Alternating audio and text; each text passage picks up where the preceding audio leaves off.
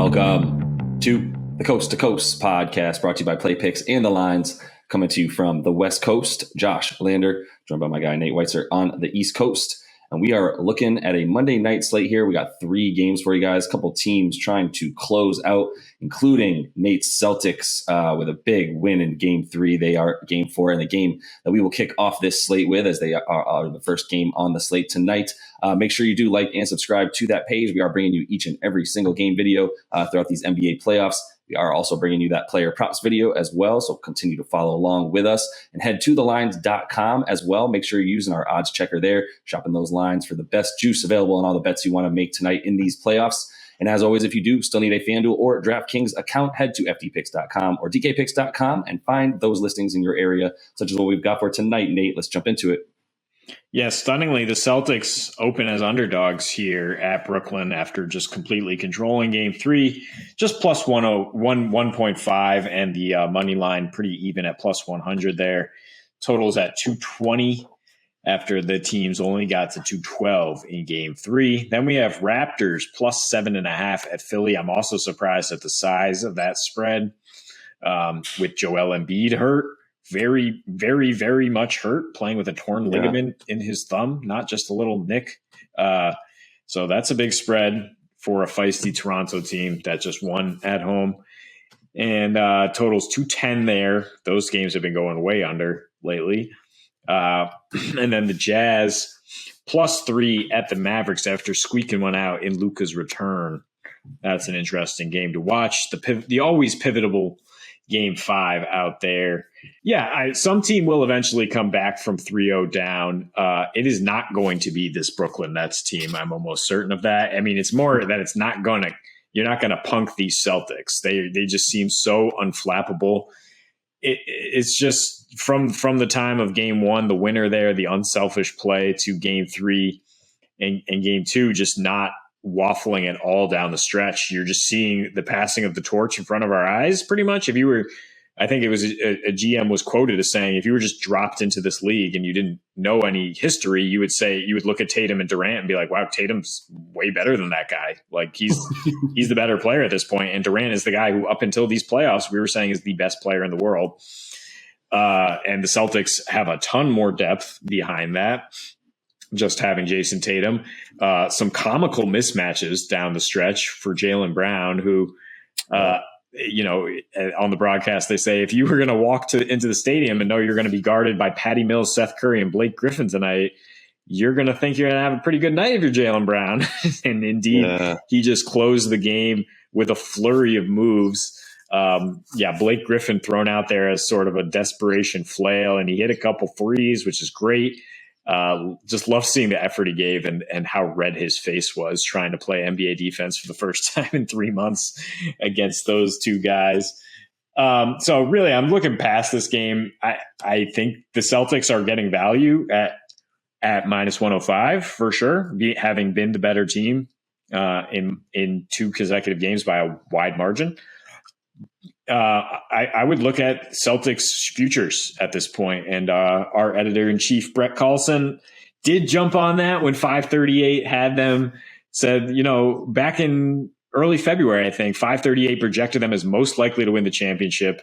They were still about plus 3,000 at most books to win it all, and nobody really bought that. They were like, come on, 538. They're having a good stretch here, especially Celtics fans who are scarred from how dysfunctional they were last year and into this year, and the whole Kyrie scar of that, all that. But this team is, I dare you to name me a team playing better basketball at this point, or a team that is scarier on both ends of the floor.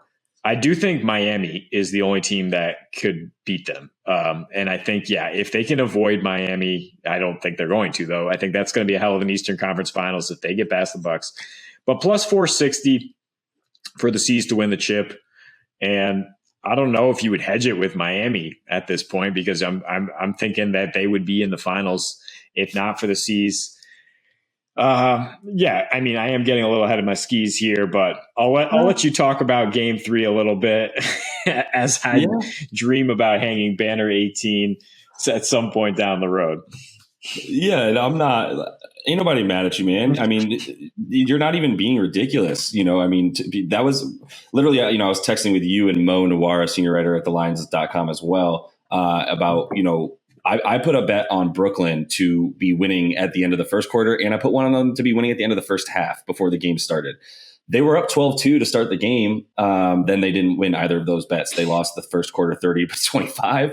They lost the second quarter by about the same. So they were down at half is the point. And that was when I started to go, oh, okay, never mind. F this. I'll just put a bet on Jason Tatum to be MVP of the finals at this point, because I think the C's are going to the finals. I'm getting ahead of myself there too with you, because I also, I have a bet earlier in the season on Miami at plus 850 to win the Eastern Conference, and I also have a bet with the Bucks that I hit a while back as well for them to be those Eastern Conference champs. So I don't know if I want to hedge either of those with the C's, where their odds are at plus 150 at this point, like you said, or I'm sorry, plus 135 on DK to be the Eastern Conference winner, because there is nobody that I could tell you that's playing better than the Celtics, and it's been that way since January. To be honest, the Timberwolves are the only other team that seem to be playing that well for that long. Although we are recording this on Sunday, where we both watched Milwaukee just handle the Bulls, even though it actually was not even as close as the final score, to be honest with you. And so there's another team to be scared of, to be honest. But the defense from the Celtics is where you start, right? It's not that complicated. The passing of the torch that you're talking about is not just from the standpoint of Tatum is one of the best offensive players. He's a freak in terms of being close to 7 feet tall and having the ball skills and handling and shooting that he does. Very reminiscent of Kevin Durant. It's not just the offense, it's the defense, and it's directly him guarding Durant, which he did for 8+ minutes in Game 3 there that they won, about 8.5 minutes. Like I said, he scored 2 points in those 8.5 minutes. And that was just from the free throw line, 3 turnovers in that time span. He did have 2 assists, but, over from 3. So, Tatum is the prototype for how if you're going to have an alien like KD on one side of the ball, you need an alien to stop him on the other side of the ball. And Jason Tatum has bought in on the defensive end in a way that's super impressive. I also love the fact that, I did remember him having good games, even in his earlier years where he was 22 years old playing in the playoffs in Eastern Conference Finals. And in closeout games, actually, if you look at his last 4 or 3 even closeout games dating back to when, a couple seasons ago, we're talking 28, 29, and 29 points. He's averaging 29 points, 12 or 13 boards, and 6 assists in that time frame. So I am considering the 43.5 PRA for him in this game. I told you I was looking for ways to figure out how to bet Tatum because I really want to.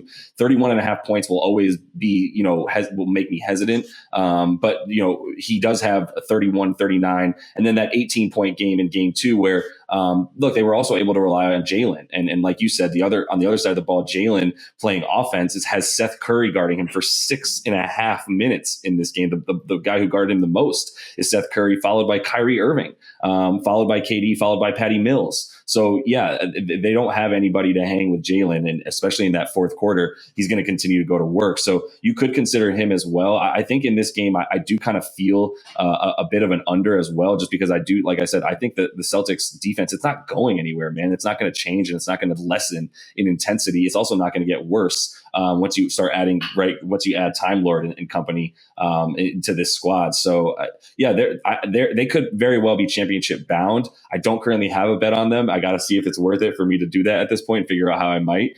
Because like I was saying, when I was talking to you and Mo, I lost those bets in the first half and the first quarter. And then I go, all right, screw it. I'm laying a bet on the Celtics to win the finals, maybe with Jason Tatum as the MVP, so I can get a bit more juice, since that's the most likely scenario if they do win the finals. Yeah, I'm saying right here on air, barring some sort of injury, the Eastern Conference champion is going to win the championship. So don't chicken out and bet some plus 130 half-assed win the Eastern Conference. Bet them to win it all, man. The Celtics can shut down the Warriors. The Suns they got there and come up short. And there's no other team in the West that you look at and you're like, they're playing great right now. To be honest, Minnesota, not it for me. But going back to the Celtics defense and Rob Williams, even though he only played 16 minutes, definitely made an impact in those minutes and will continue to ramp up. They're 21-3 with a 104 defensive rating with Rob in the lineup since the end of January. Just incredible numbers. I mean, they just took it's not just how they won, it's the way they won in game 3, just taking the Nets' heart, or really just taking their lunch money, I guess. Like 37 points off turnovers. I didn't even know that was a thing that could happen in the playoff game. 25 fast break points, and the Nets just fumbling the ball every which way. It was ugly. It's been a debacle these last 2 games, and the Nets are posting a 124 defensive rating on the other end. Kyrie and KD both shooting under 35%. And they have in the fourth quarter in particular. I mean, we thought they'd come out strong again, like they did in game 2, with some desperation. It doesn't matter if they come out strong and they take an early lead, because Boston is wearing them down. They have so much more depth, and they have such a better team scheme where they don't need to rely on 2 guys as much. So they have more energy in the fourth. And that's why Brooklyn has a negative 18 net rating and a 132 defensive rating these last 2 fourth quarters. They're not closing. Yeah. Boston said themselves they were concerned about their ability to close games, and just that game 1, that serendipity of winning game 1 in that fashion, in such an unlikely way in a close game, really, I think, sparked them to gain that confidence now. And Ime Udoka is just exuding confidence. I just don't. I don't see any let up with what you said. Like, their defense is not going to let up. They would revel in a sweep here. I think that was the last question they asked Tatum, and he tried to hold back a smile as he walked away. Like, nope, there's one game at a time. But he would love to sweep this team. They would love to stick it to Kyrie Irving and the Nets, the team that knocked them out in 5 last year.